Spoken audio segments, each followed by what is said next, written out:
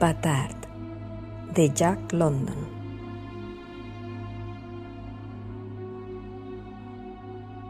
Batard, bastardo en francés, era un demonio. Esto era algo que se sabía por todas las tierras del norte. Muchos hombres le llamaban Hijo del Infierno, pero su dueño, Black Leclerc, eligió para él el ofensivo nombre de Batard, y como Black Leclerc era también un demonio, los dos formaban una buena pareja.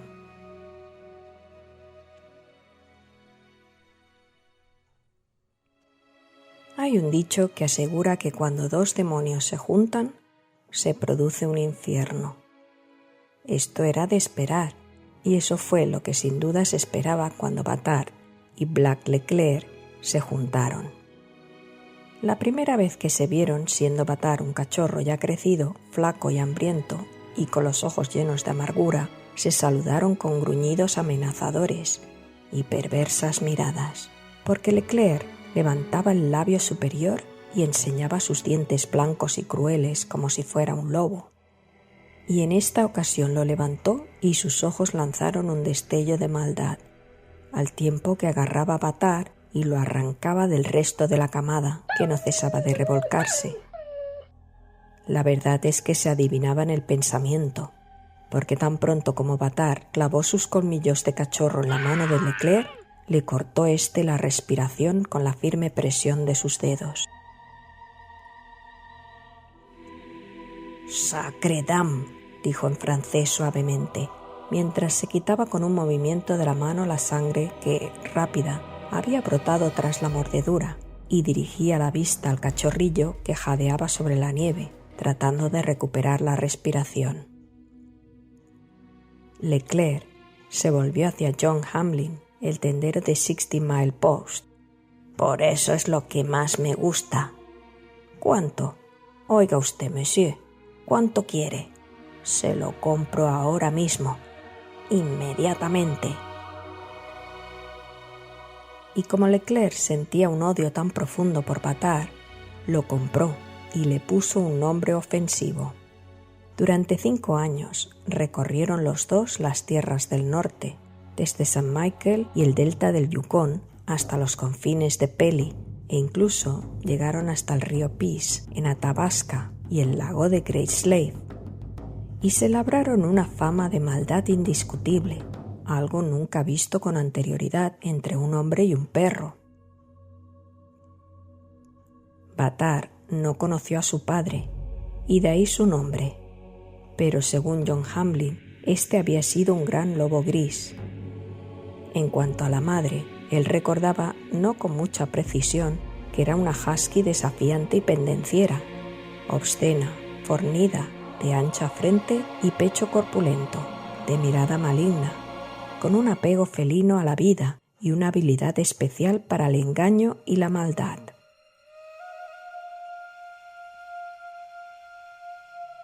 No se podía tener fe ni confianza en ella. Solo en sus tradiciones se podía confiar, y sus aventuras amorosas en el bosque atestiguaban su absoluta depravación. En los progenitores de Batard había mucha fuerza y mucha maldad, y él las había heredado junto con su carne y su sangre. Y entonces apareció Black Leclerc y puso su mano implacable sobre el pedacito de vida palpitante que era el cachorro.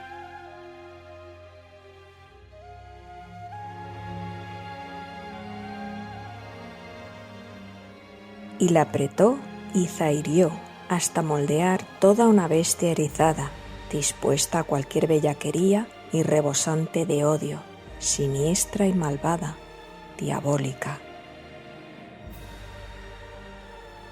Con un dueño adecuado, Batard podía haber llegado a ser un perro de trineo normal y bastante eficiente.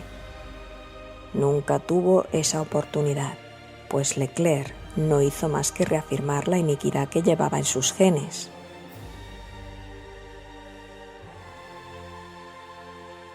La historia de Batard y Leclerc es la historia de una guerra implacable y cruel que duró 5 años y de la que es un fiel testimonio el primer encuentro que tuvieron.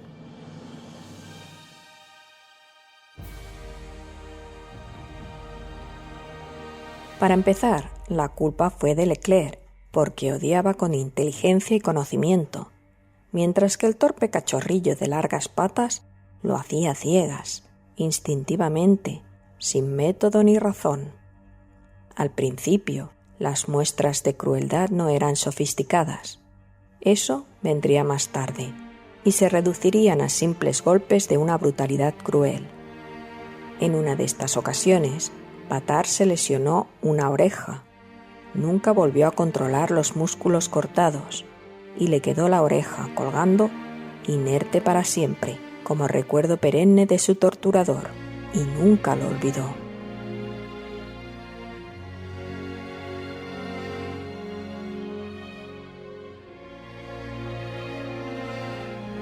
Mientras fue un cachorro, su rebeldía fue inocente.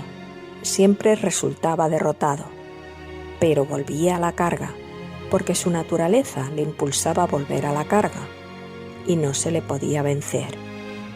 El dolor del látigo y el garrote le hacían emitir intensos gañidos, pero, pese a todo, siempre contestaba con un gruñido desafiante.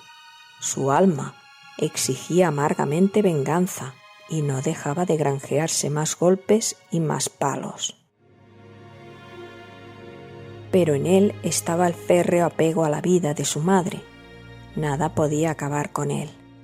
Mejoraba con la mala suerte, engordaba con el hambre, y como consecuencia de esta lucha terrible por la supervivencia, desarrolló una inteligencia preternatural. Suyas eran la cautela y la astucia de la perra esquimal que fue su madre, y la fiereza y el valor del perro lobo, su padre.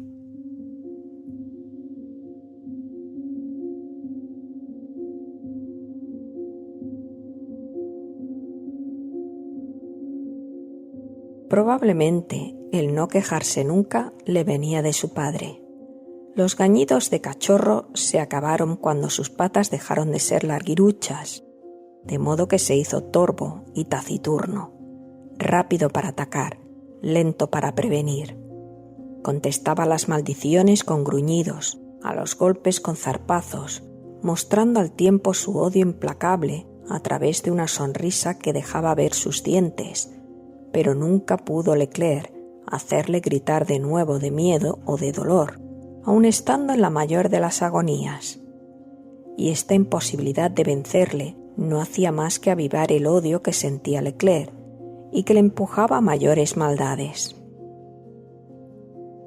Si Leclerc le daba a Batar medio pez y a sus compañeros uno entero, Batar se dedicaba a robarle los peces a los otros perros.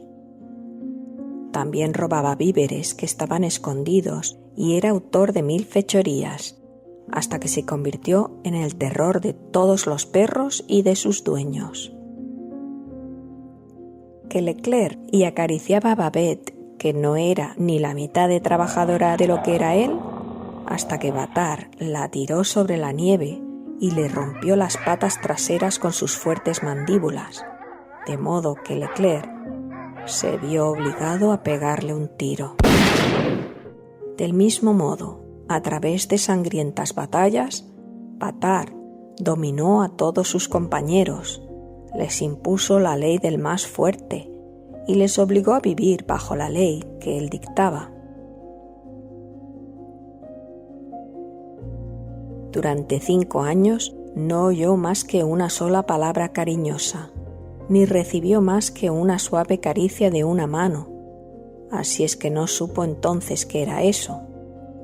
Saltó como lo que era, un animal salvaje, y sus mandíbulas se cerraron en un instante.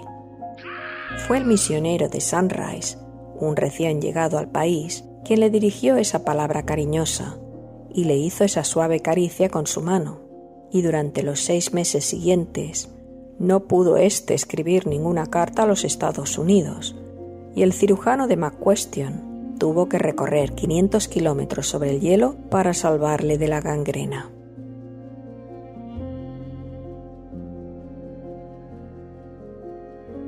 Los hombres y los perros miraban a Batar con recelo cuando se adentraba por sus campamentos y puestos. Los hombres le recibían con el pie levantado, amagando darle un puntapié, los perros con el pelo erizado y enseñando sus colmillos. En cierta ocasión, un hombre dio una patada a Batard, y Batard, con una rápida dentellada de lobo, cerró sus mandíbulas como si fuera una trampa de acero sobre la pantorrilla del hombre, e hincó los dientes hasta el hueso. Ante esto, el hombre estaba decidido a quitarle la vida si no hubiera sido por Black Leclerc, que se interpuso entre ellos con sus ojos siniestros, blandiendo un cuchillo de caza. Matar a Batard. Eso era un placer que Leclerc se reservaba para sí. Algún día ocurriría esto, o si no. Pero, quién sabe, en cualquier caso, ya se resolvería el problema, porque ellos se habían convertido en un problema el uno para el otro. El simple aire que aspiraba cada uno era un desafío para el otro. El odio que se sentían les unía de una forma que el amor nunca conseguiría. Leclerc estaba decidido a esperar el día en que Batard decayera en su ánimo y se agazapara y lamentara a sus pies. Y en cuanto a Batard, Leclerc bien sabía lo que pasaba por la mente de Batard, y lo había leído con tal claridad que cuando Batard estaba a su espalda, no dejaba de echar una mirada hacia atrás. Los hombres se extrañaron cuando Leclerc rechazó una gran cantidad de dinero por el perro.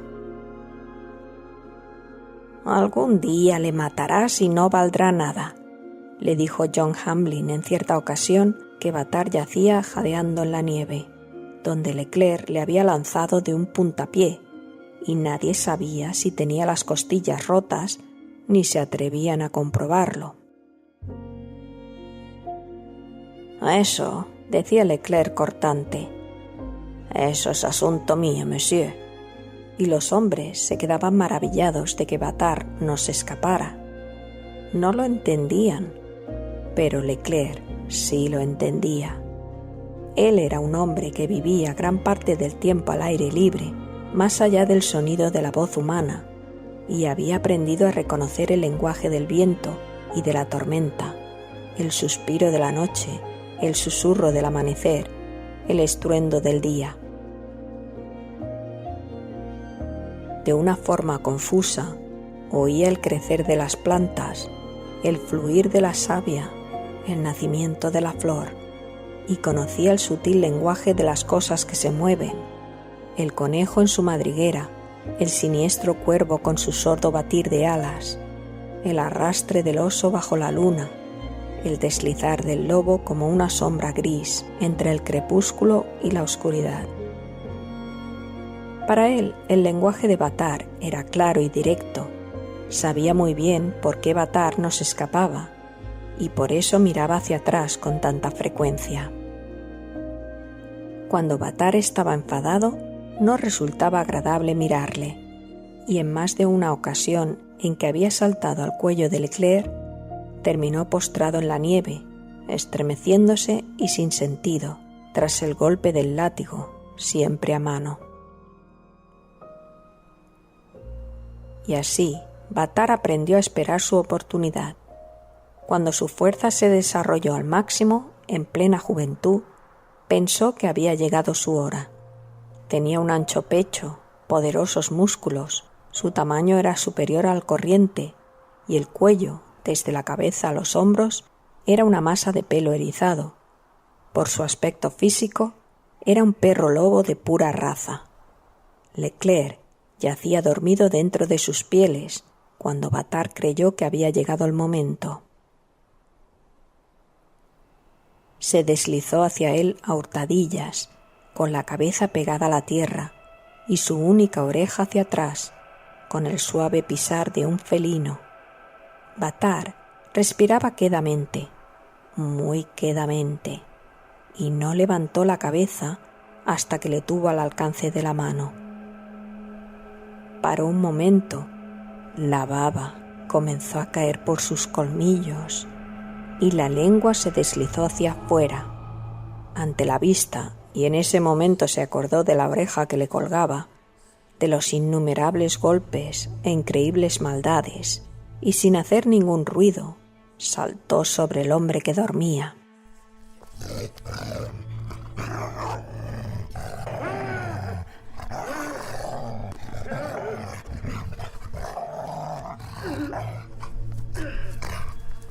Leclerc despertó con una punzada de los colmillos en su garganta y, como tenía todo el instinto de un animal, despertó totalmente despejado y con completa conciencia de lo que ocurría.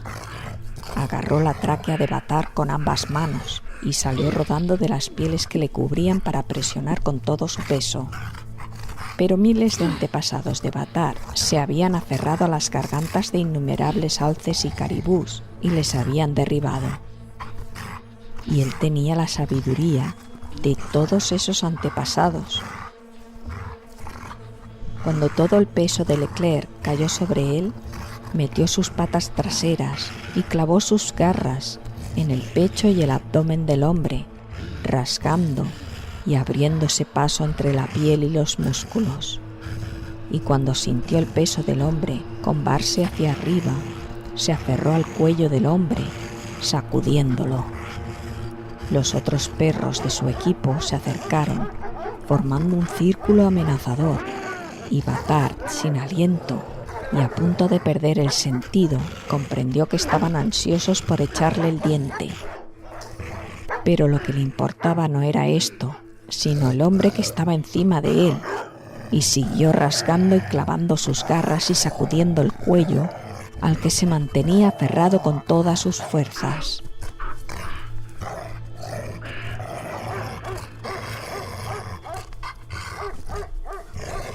Pero Leclerc le estrangulaba con las dos manos hasta que el pecho de Batar subía y bajaba, retorciéndose en busca del aire que se le negaba, y se le nublaron los ojos hasta perder la expresión, y las mandíbulas se aflojaron poco a poco, y la lengua le asomó negra e hinchada.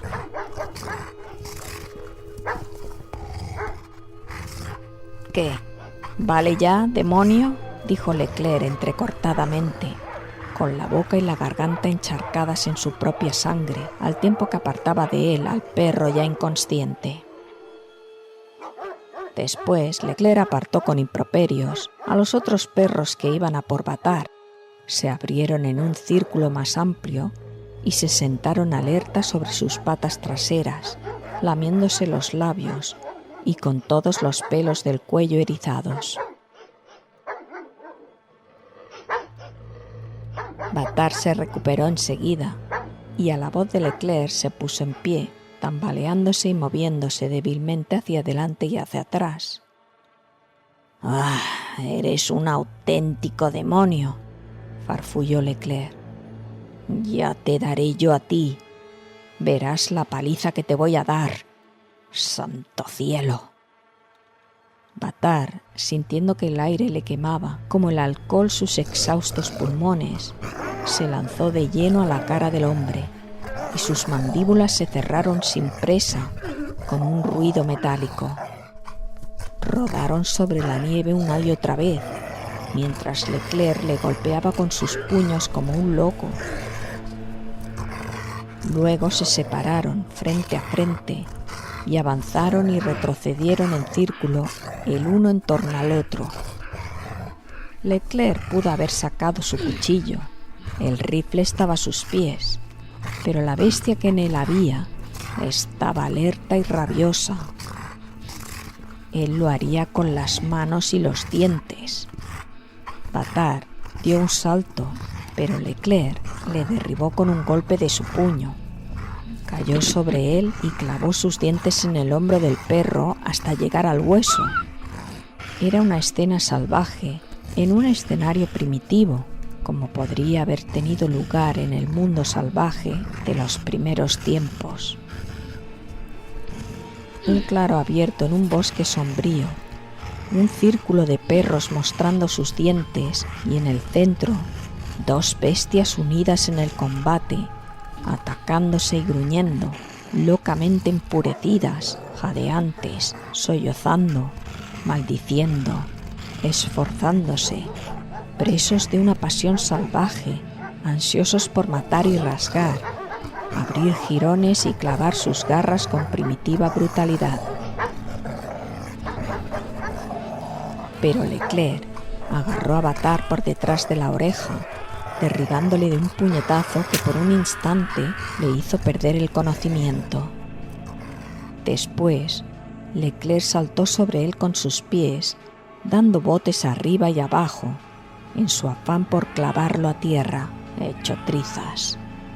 Bâtard tenía las 2 patas traseras rotas antes de que Leclerc parara para recuperar fuerzas.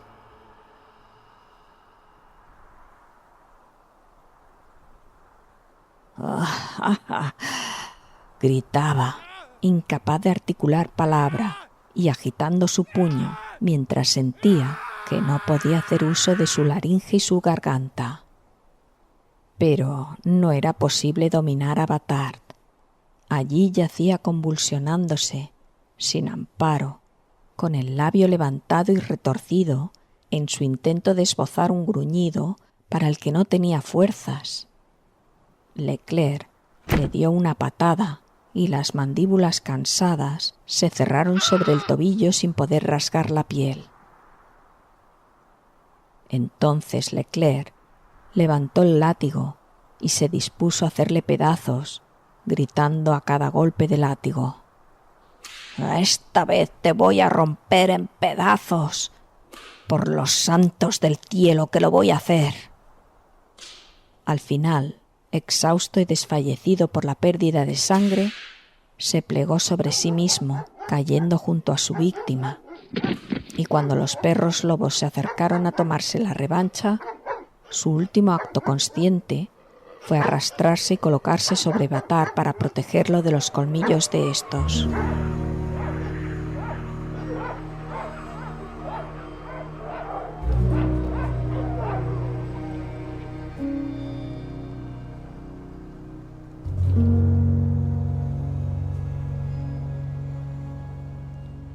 Esto ocurría no lejos de Sunrise, y el misionero, al abrirle la puerta a Leclerc unas horas después, se sorprendió al observar la ausencia de Bâtard en el tiro de perros. Y no se sorprendió menos cuando Leclerc levantó las pieles del trineo, recogió a Bâtard en sus brazos y cruzó el umbral dando un traspiés. Daba la casualidad de que el médico de McQuestion, que era todo un zascandil, estaba allí de cotilleo, y entre los dos se dispusieron a recomponer a Leclerc. «Muchas gracias, pero no», dijo. «Arreglen primero al perro. ¿Que se muera? No, no merece la pena, porque a él le tengo que hacer pedazos yo, y por eso no debe morir ahora». El médico consideró un prodigio y el misionero un milagro el hecho de que Leclerc se recuperara, y estaba tan débil que en la primavera tuvo unas fiebres y volvió a recaer. Bâtard lo pasó aún peor, pero se impuso su apego a la vida, y los huesos de sus patas traseras se soldaron, y sus órganos se enderezaron durante la serie de semanas que permaneció amarrado al suelo. Y cuando Leclerc por fin, convaleciente, cetrino y tembloroso, tomaba el sol junto a la puerta de la cabaña, Bâtard había impuesto su supremacía sobre los de su clase y sometido a su dominio no solo a sus propios compañeros, sino también a los perros del misionero. Ni movió un músculo ni se le erizó un pelo cuando por primera vez Leclerc salió dando unos pasos del brazo del misionero y se dejó caer lentamente y con infinito cuidado en la banqueta de 3 patas. «Bien, bien. Vaya sol más rico», dijo, extendiendo sus manos ajadas para calentárselas. Después, su mirada cayó sobre el perro y el antiguo destello volvió de nuevo a ensombrecer sus ojos. tocó suavemente al misionero en el brazo. Padre, este Batar es todo un demonio. Me va a tener que traer una pistola para que pueda tomar el sol en paz. Y a partir de entonces, durante muchos días, se sentó al sol ante la puerta de la cabaña. Nunca se dormía y la pistola siempre permanecía sobre sus rodillas. Batar tenía una manera especial de buscar el arma con la mirada en el lugar acostumbrado, y esto era lo primero que hacía cada mañana. Al verla, levantaba el labio ligeramente en señal de que entendía, y Leclerc levantaba a su vez el labio en una mueca que servía de respuesta. Un día, el misionero se dio cuenta de la estratagema. ¡Santo cielo! Estoy seguro de que el animal le entiende. Leclerc se rió suavemente. Mire usted, padre, esto que yo estoy diciendo ahora lo estará escuchando. Y como prueba de que así era, Batar levantó su única oreja de forma inequívoca, para poder oír mejor. Matar es lo que digo. Batar lanzó un profundo gruñido, el pelo se le erizó a lo largo del cuello y todos los músculos se le pusieron tensos y a la expectativa. Levanto la pistola, así, de esta forma. Y haciendo coincidir la acción con la palabra, le mostró la pistola a Batar. Batar dio un salto de lado y fue a parar a la vuelta de la esquina de la cabaña, fuera del alcance de la vista. ¡Santo cielo!, repetía el misionero cada cierto tiempo. Leclerc sonreía orgulloso. «¿Pero cómo es que no se va?». El francés se encogió de hombros, en un gesto muy propio de su raza y que podía tener un significado muy amplio, desde una total ignorancia a una completa comprensión. «Entonces, ¿por qué no lo mata usted?». De nuevo levantó los hombros. «Padre, no ha llegado su hora todavía», dijo tras una pausa. «Es un auténtico demonio. Algún día le haré pedazos, así de pequeñitos. ¿Entendido? Muy bien».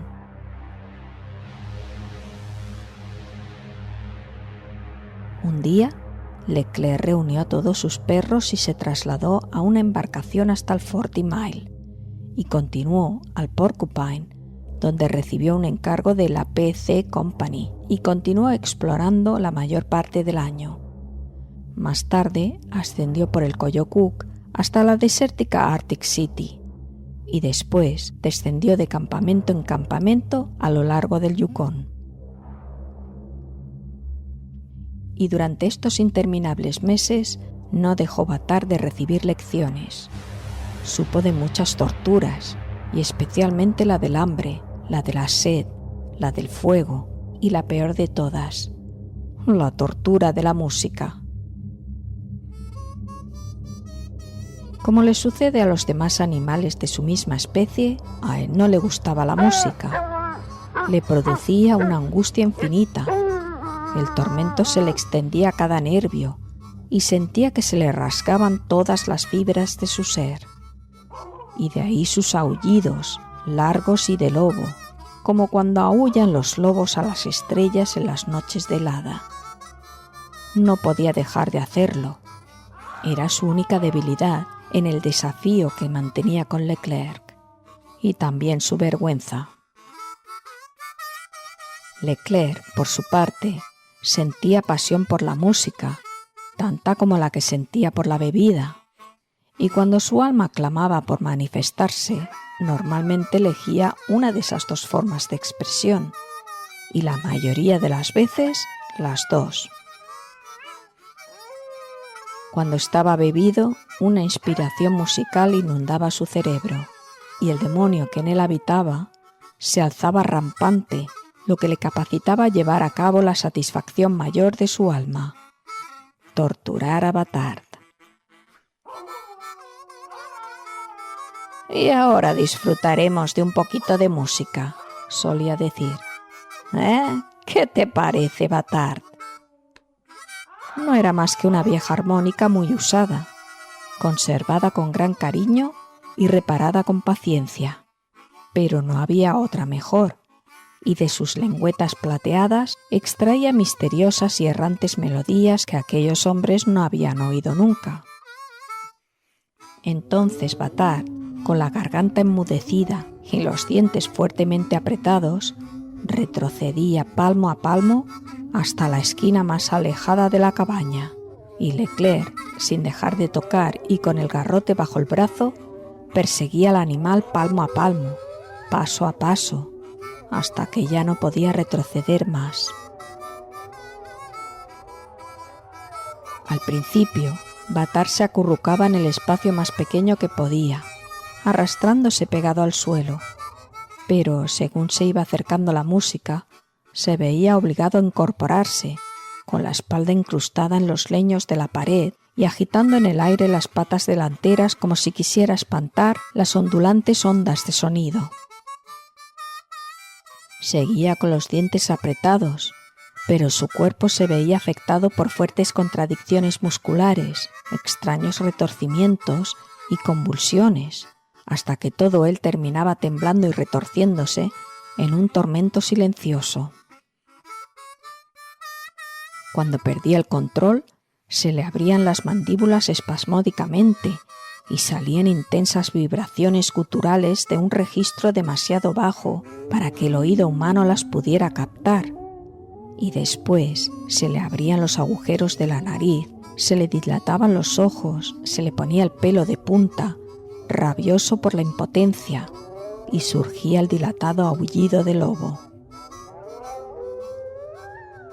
Comenzaba con una indistinta nota ascendente que se iba engrosando hasta un estallido de sonido que rompía el corazón, y luego iba desvaneciéndose en una triste cadencia, y luego, otra vez, la nota que subía, octava tras octava, el quebranto del corazón, la infinita pena y tristeza desvaneciéndose, desapareciendo, cayendo y muriendo lentamente. Era un auténtico infierno, y Leclerc, con una intuición diabólica, parecía adivinar su enervamiento y la convulsión de su corazón, y entre lamentos, temblores y los más gravitonos sollozos le arrancaba el último jirón de su pena. Daba miedo, y durante las 24 horas siguientes, Batard estaba nervioso y tenso, saltando ante los ruidos más corrientes, persiguiendo a su propia sombra, pero sobre todo cruel y dominante con sus compañeros de equipo. No mostraba ninguna señal de estar compungido, sino que cada vez estuvo más hosco y taciturno, esperando que llegara su hora con una paciencia inescrutable que comenzó a desorientar y crear zozobra en Leclerc. El perro yacía frente a la luz del fuego, sin moverse, durante horas, mirando fijamente a Leclerc que estaba ante él y mostrándole su odio a través de la amargura de sus ojos.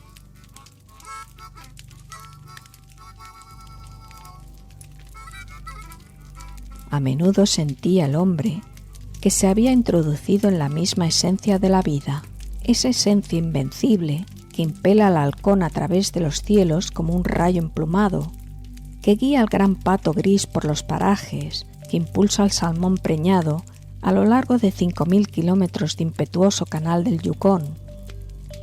En tales ocasiones se sentía empujado a expresar la invencible esencia de su vida, y con abundante alcohol, música enloquecedora y Batard se entregaba a grandes orgías en las que con sus limitadas fuerzas se sentía capaz de cualquier cosa y desafiaba cuanto existía, había existido y estaba por venir.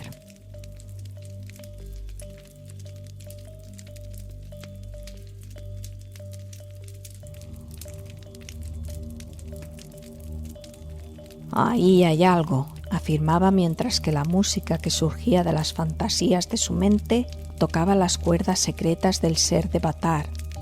dando lugar al largo y fúnebre aullido. Consigo que salga con mis 2 manos. Así, así. Es un camelo, es un auténtico camelo.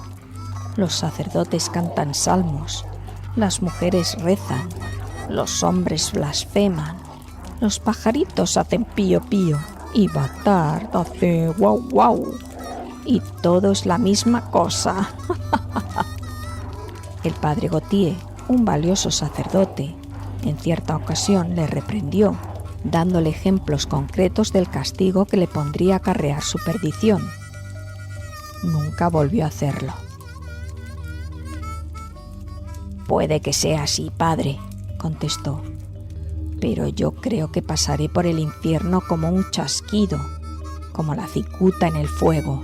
¿No le parece, padre?»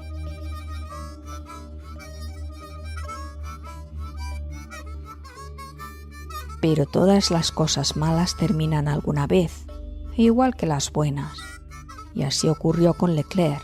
Con la bajada de las aguas del verano, partió de MacDougall para Sunrise en una balsa de pértiga. Se fue de MacDougall en compañía de Timothy Brown y llegó a Sunrise solo.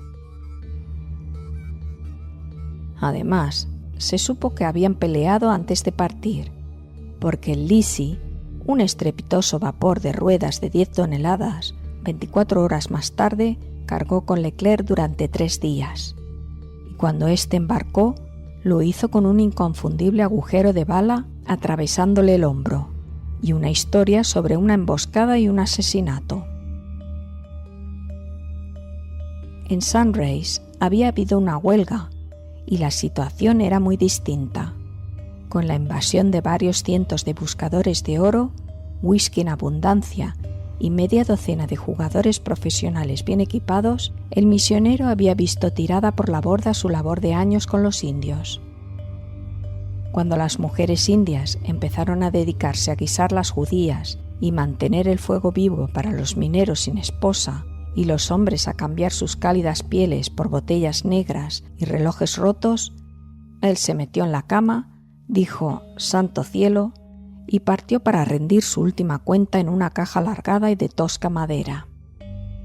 Tras lo cual, los jugadores trasladaron su ruleta y mesas de jugar a las cartas al edificio que ocupaba la misión, y el rechinar de platos y vasos se extendía desde el amanecer hasta la noche y continuaba hasta el nuevo amanecer.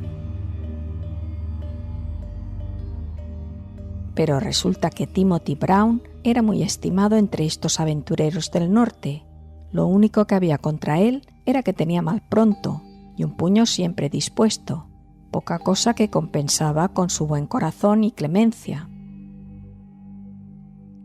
Por otra parte, Leclerc no tenía nada con qué compensar. Era negro, como lo testimoniaba más de una acción inolvidable, y se le odiaba tanto como al otro se le quería. Así que los hombres de Sunrise le pusieron una venda desinfectada en el hombro y le plantaron ante el juez Lynch. Era un asunto fácil. Se había peleado con Timothy Brown en MacDougall. Con Timothy Brown se había ido de MacDougall. Había llegado a Sunrise sin Timothy Brown. Teniendo en cuenta su maldad, la unánime conclusión era que había matado a Timothy Brown. Por su parte, Leclerc reconoció los hechos, pero rebatió la conclusión a que habían llegado, dando su propia explicación. A unos 40 kilómetros de Sunrise se hallaban él y Timothy Brown impeliendo la barca con la pértiga a lo largo de la rocosa costa. Desde esta costa partieron 2 disparos de rifle. Timothy Brown cayó de la balsa y se hundió entre burbujas de color rojo. Y esto fue lo último que se supo de Timothy Brown. En cuanto a él, Leclerc cayó al fondo de la barca con una punzada en el hombro. Allí permaneció quieto, mirando a la orilla sin que le vieran. Al cabo de un tiempo, 2 indios asomaron la cabeza y se acercaron a la orilla del agua, llevando entre ellos una canoa de corteza de abedul.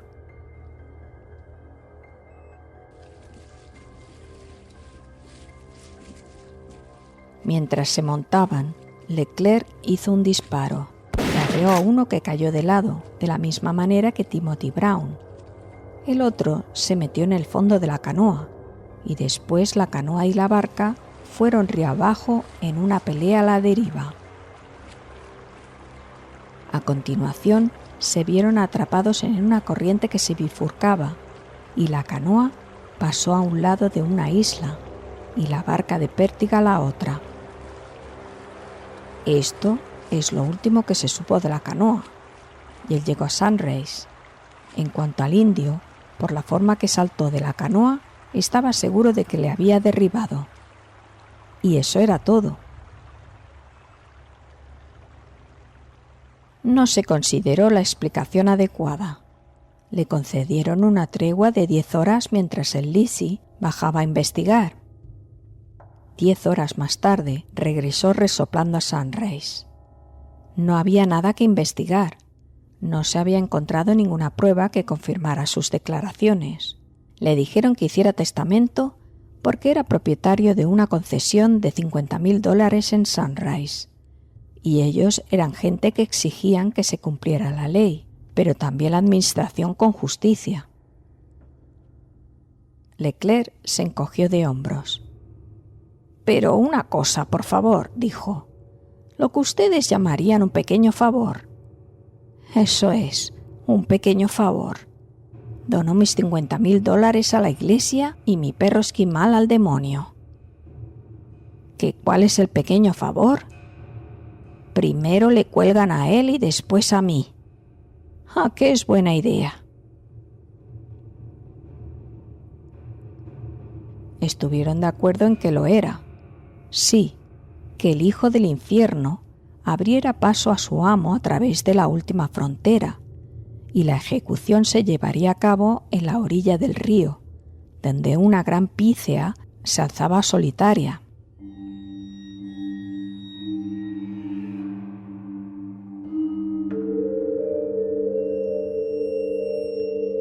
Slackwater Charlie hizo un nudo de reo en el extremo de una soga de arrastre y tras deslizar el nudo sobre la cabeza de Leclerc se lo ajustó fuerte al cuello. Con las manos atadas a la espalda, le subieron sobre una caja de galletas. Después pasaron el cabo de la cuerda corrediza sobre una rama que colgaba, dejándola tensa y firme. Al dar una patada en la parte baja de la caja, se quedaría colgando en el aire. «Ahora vamos con el perro», dijo Webster Shaw, en otro tiempo ingeniero de minas. «Tendrás que ponerle la cuerda a Slackwater». Leclerc sonrió. Slackwater mascó un poco de tabaco, hizo un nudo corredizo y con calma enrolló unas cuantas vueltas en su mano. Se detuvo un par de veces para sacudirse unos mosquitos muy molestos de la cara.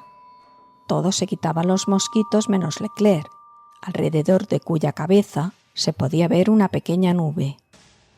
Incluso Batard, que yacía completamente extendido en el suelo, podía apartar los insectos de sus ojos y de su boca frotando con las patas delanteras.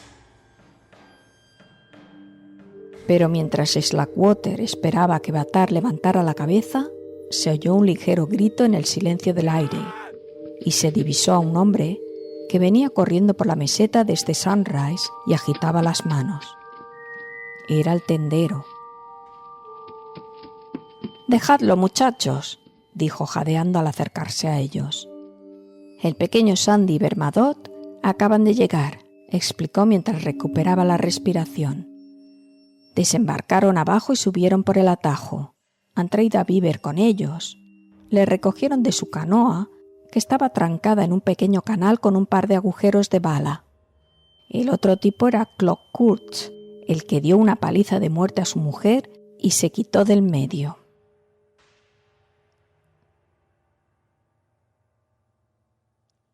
«¿Lo veis? Lo que os dije», gritó Leclerc entusiasmado. «Ese es sin lugar a duda». «Lo sé». Os dije la verdad. Lo que hay que hacer es enseñarles modales a estos malditos indios, dijo Webster Shaw. Se están haciendo gordos y descarados, y vamos a tener que bajarle los humos. Reúne a todos los muchachos y a colgar a Beaver para que sirva de escarmiento. Ese va a ser el programa. Vayamos a ver lo que tiene que decir en su defensa. Monsieur, gritó Leclerc cuando el grupo comenzó a desaparecer a la luz del crepúsculo en dirección a Sunrise. Me gustaría mucho poder ver la función. Te soltaremos cuando volvamos, gritó Webster por encima del hombro. Entretanto, recapacita sobre tus pecados y los caminos de la providencia. Te hará bien, así que agradécelo. Y como sucede con los hombres que están acostumbrados a correr grandes riesgos, que tienen los nervios templados y mucha dosis de paciencia, así ocurría a Leclerc, que se dispuso a la larga espera, es decir, que se preparó mentalmente para ello. El cuerpo no podía tener ningún alivio, porque la cuerda tirante le obligaba a permanecer rígido y erguido. La más mínima relajación en los músculos de las piernas le incrustaba en el cuello el nudo de la tosca soga, mientras que la posición erguida le producía mucho dolor en el hombro herido. Sacaba el labio superior hacia afuera y soplaba hacia arriba de la cara para quitarse los mosquitos de los ojos. Pero la situación compensaba, después de todo, pues bien valía la pena padecer un poco físicamente a cambio de haber sido arrancado de las fauces de la muerte. Lo que sí que era mala suerte era que se iba a perder el ahorcamiento de Beaver.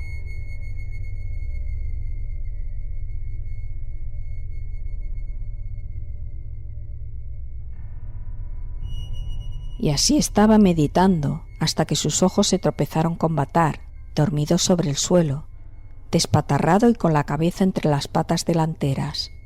Y entonces Leclerc dejó de meditar.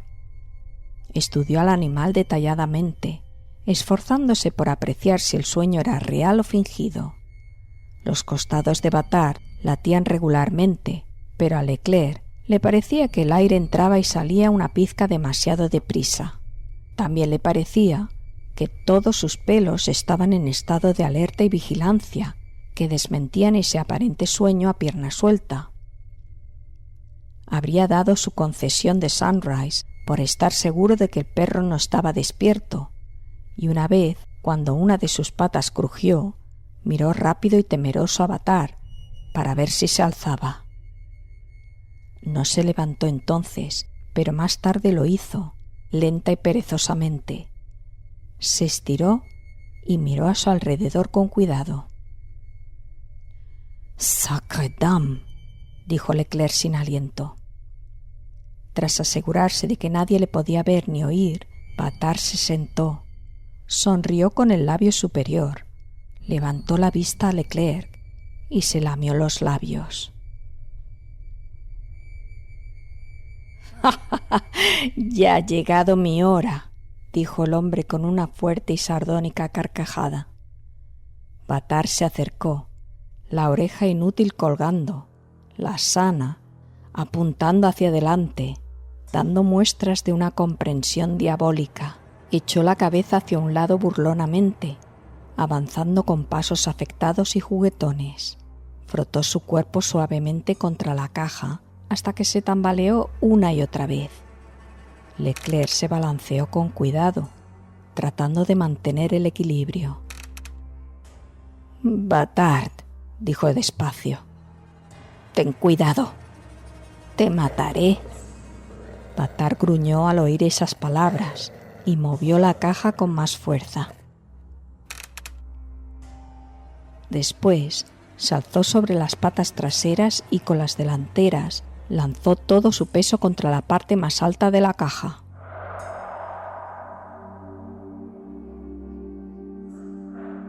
Leclerc dio una patada, pero la soga le mordió el cuello, frenándole tan bruscamente que casi pierde el equilibrio. Tú, fuera, largo de aquí, gritó Leclerc. Patard retrocedió unos 20 pies o así con una ligereza diabólica en su porte, que era inconfundible para Leclerc. Recordó cómo el perro a menudo rompía la costra de hielo en el agujero de agua, izándose y lanzando sobre él toda la fuerza de su cuerpo, y al recordarlo, comprendió lo que estaba pasando por su cabeza. Patard miró a su alrededor y se detuvo. Hizo una mueca mostrando sus blancos dientes, a la que contestó Leclerc, y a continuación lanzó su cuerpo con todas sus fuerzas contra la caja.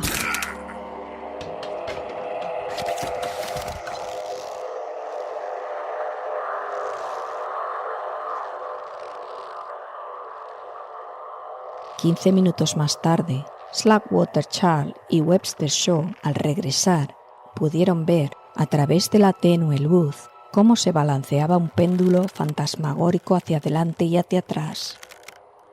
Cuando rápidamente se acercaron, reconocieron el cuerpo inerte del hombre y algo vivo que, aferrado a él, no dejaba de sacudirlo y daba lugar al balanceo.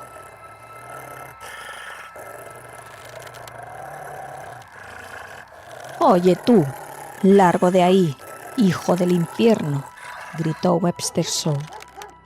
Pero Patard le dirigió una mirada y le ladró amenazador sin abrir sus mandíbulas.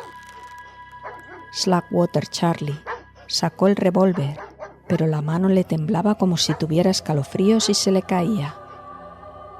«Toma, cógela tú», dijo pasándole el arma. Webster Shaw soltó una risa seca, fijó el blanco entre los ardientes ojos y apretó el gatillo. El cuerpo de Patard se retorció con el impacto, golpeó el suelo espasmódicamente durante un momento y de repente se quedó inerte. Pero sus mandíbulas continuaron apretadas con fuerza.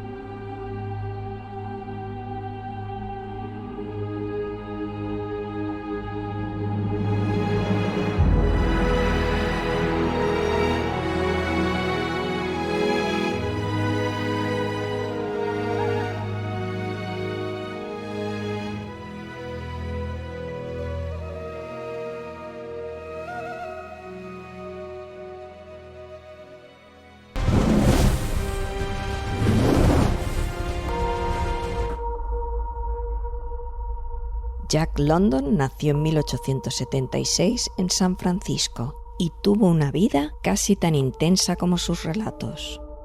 Buscador de oro en el Klondike, corresponsal de guerra y activista socialista. Vivió la pobreza y la aventura en carne propia, y todo eso alimentó su literatura. Es autor de obras tan conocidas como La llamada de lo salvaje y Colmillo blanco, donde describe de manera magistral la lucha por la supervivencia y la delgada línea entre lo humano y lo animal. Murió en 1916 con solo 40 años, dejando una obra marcada por el naturalismo, la crítica social y una fascinación constante por lo primitivo que habita en todos nosotros, como hemos visto en este relato. Este cuento realmente me ha dolido. No es un secreto que soy bastante animalera, en especial tengo debilidad por los perros, y aunque sea ficción, me pone mala que haya gente que pueda maltratar a un perro de esa manera y sacar lo peor de su naturaleza. Black Leclerc es un personaje realmente odioso que compra al perro solo para depositar el odio, rabia y violencia que lleva dentro, y que el animal acaba reflejando quizás a su pesar. No dejo de pensar que podría ser un padre que acabaría creando asesinos en serie. Si leéis biografías sobre psicópatas, veréis que en muchos casos sus infancias están colmadas de negligencia por parte de sus padres o algún familiar, y luego eso marca la vida de esas personas.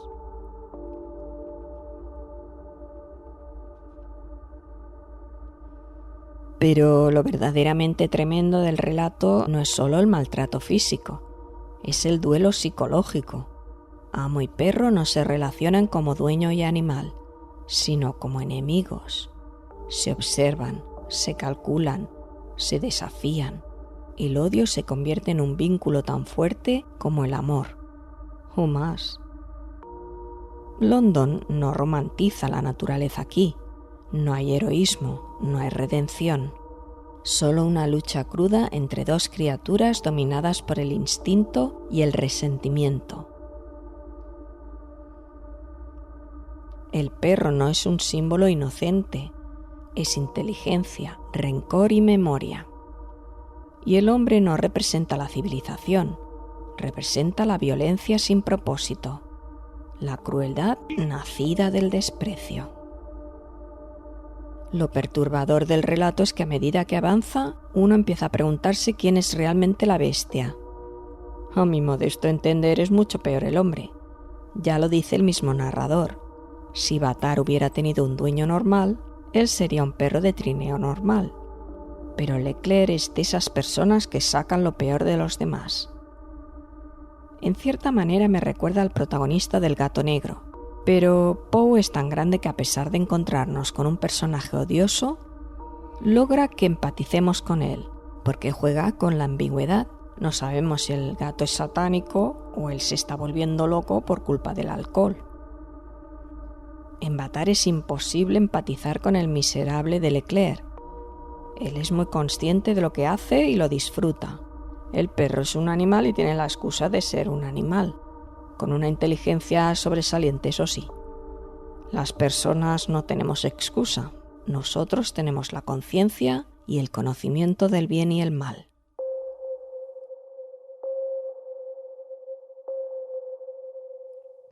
El animal responde a la violencia con violencia. Es instinto, memoria corporal, supervivencia. El hombre, en cambio, ejerce la crueldad como afirmación de poder. No necesita hacerlo para sobrevivir, lo hace porque sí, porque puede. Y desde luego, cuando un ser humano quiere ser un monstruo, no hay bicho viviente que le gane. Además, el ambiente helado, áspero, sin compasión, actúa casi como un tercer personaje. En el universo de London, la naturaleza no es moral, simplemente selecciona. Sobrevive quien resiste más. Y en Batar, lo que resiste es el odio. Sinceramente, es un cuento incómodo porque no ofrece consuelo. No hay justicia poética dulce. Solo una conclusión amarga que nos recuerda que cuando el vínculo entre dos seres se basa en la violencia, el final solo puede ser destructivo. Encontramos muchos relatos de animales vengativos. Además del gato negro de Poe, me ha recordado a los gatos de Ulthar de Howard Phillips Lovecraft, donde unos gatos se rebelan contra un tipo malévolo. O La mujer india de Bram Stoker, donde también tenemos un animal vengativo, en concreto una gata que actúa contra un tipo que, más que odioso, es cargante y engreído, pero que le hace una faena tremenda al animalito y... bueno, os dejo el link para que lo busquéis. Eso sí, ya os aviso que el relato es un poco gore. Y si os hacen gracia los perretes satánicos y malévolos, también tenemos en Cuentos Oscuros Los perros de Tíndalos de Frank Belknap Long y El sabueso de Howard Phillips Lovecraft. Estos son más fantasiosos, pero igualmente inquietantes. A mí Jack London me parece un escritor fabuloso, con un poder descriptivo brutal, y seguramente lo tendremos otra vez en Cuentos Oscuros. Como curiosidad os diré que tuve una época que estuve haciendo dibujos animados con una app y se me ocurrió ponerla en TikTok además de YouTube y me la censuraron. No solo eso, me enviaron mensajes como ¿estás bien? ¿Necesitas ayuda? ¿Qué habrán entendido los moderadores de TikTok? No es la primera vez que me censuran allí, así es que solo subo shorts si veo que no hay controversia. En fin, dejadme en los comentarios qué os ha parecido el relato, si habéis conocido algún perro así de listo y rencoroso. Yo en todos los años que llevo como voluntaria en pasear perros en perreras y refugios o a señoras mayores, además de mis propios perros, que son casi mis perrijos, nunca me he topado con un perro tan mala sombra. Os cuento un secretillo. Yo soy de esas que en las películas si sale un perro en apuros, siempre soy de las que quiere que se salve a toda costa. Y se me nota porque en muchas de mis novelas salen perros. ¿Qué queréis que le haga? Yo soy así.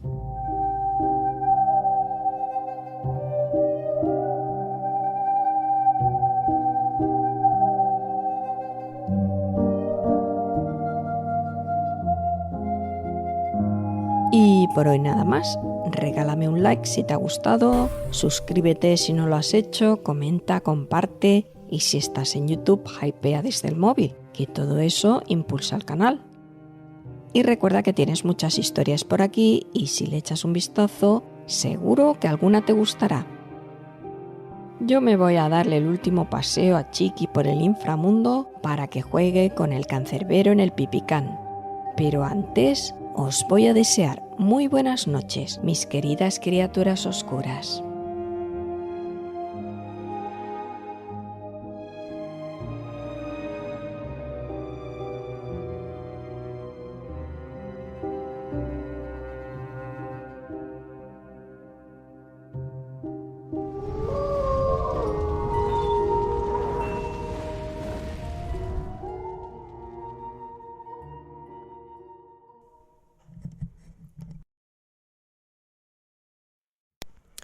¿Esto funciona o va mal? Hola.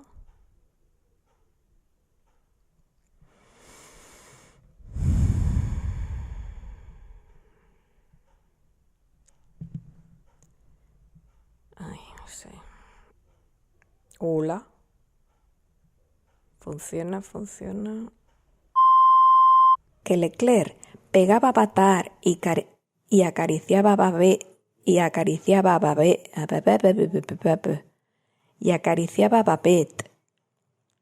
Es que acariciaba a Babette. También tenemos en Cuentos Oscuros Los perros de Tíndalos de Frank Belknap, de Frank Belknap Long. Tras lo cual, los jugadores trasladaron su ruleta y mesas de jugar a las cartas del edificio que ocupaba la misión. Ya ha llegado mi hora, dijo el hombre con una fuerte y sardónica. Joder,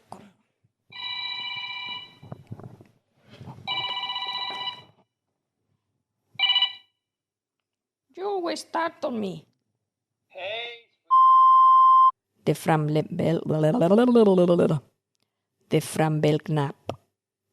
Belknap Long. Ahora tiene que pasar la ambulancia o la poli o yo qué sé qué. La policía.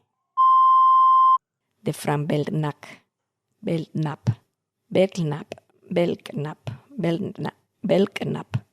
Frank Belknap Long. De Frank Belknap Long.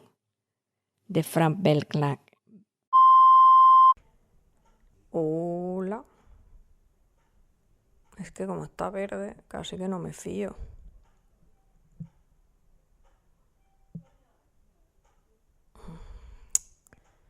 Es el puto cable, ¿eh? No es tanto el micrófono como el cable.